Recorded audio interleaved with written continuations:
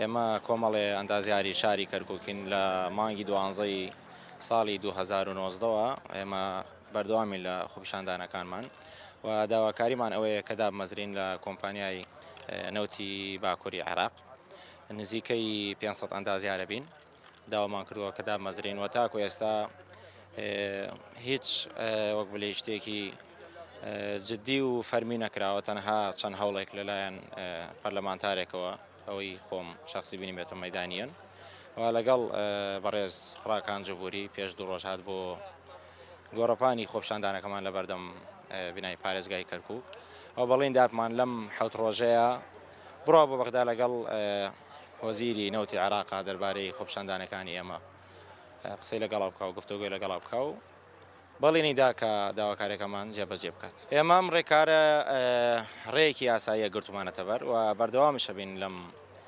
ڕێکاری خۆمان پێم وایە ئەم ڕێکاری یاساییە و ڕێ پێدراوە و ئێمە هەر ئەمێنەوە سێم شەو ئێمە لەسەر شەقامەکانی کەرکووکە ڕۆژەکەینەوە بەردەوامش ئەبین لەم مانەوەی خۆمان هەتاکو و داواکارەکانمان جێبەجێ کرێت. طيبنا كلش بسيطة مطالب وهي طبعا حقنا مطالبنا هي التعيين زين طبعا احنا عندنا كتاب من شركة نفط الشمال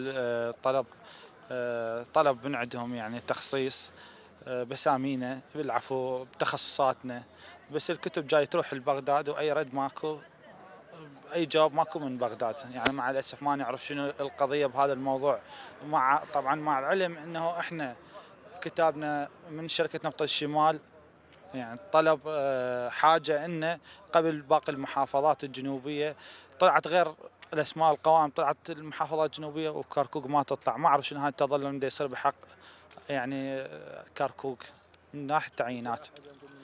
والله اجونا بس كلام يعني بس كلام وحكي بس كتنفيذ اي شيء ماكو لحد الان. Çıkmış rayet sama yani bir gün daha yedik. 9 aydı. 9 aydan da fazladı. O kışta çıktık soğukta. Sonra indi sıcaktı gördük o sakin. Derece hararı 50'ye çıktı. Bu koronaya rağmen gene çıkmışız. Matalımız istedik. Yani bizimle var 2003'ten teharrüc ediyor. Var 2010. Ben 2014'ten teharrüc etmişim mesela. Matalımız yani basit bir matlaptı. Matlap da bu bizim hakkımızdı. Mühendislerin hakkısıydı. Mühendis okudu. Altı idaden iyi bir derece getirdi. Sonra gitti hendesede çok yoruldu. Yani aynı tıp am takidi, saydale takidi hendese. Mafrud bizim tayin merkezi olsun. Yani bu matlabımız bir basit matlaptı. İstirik tayin olarak doğrusu.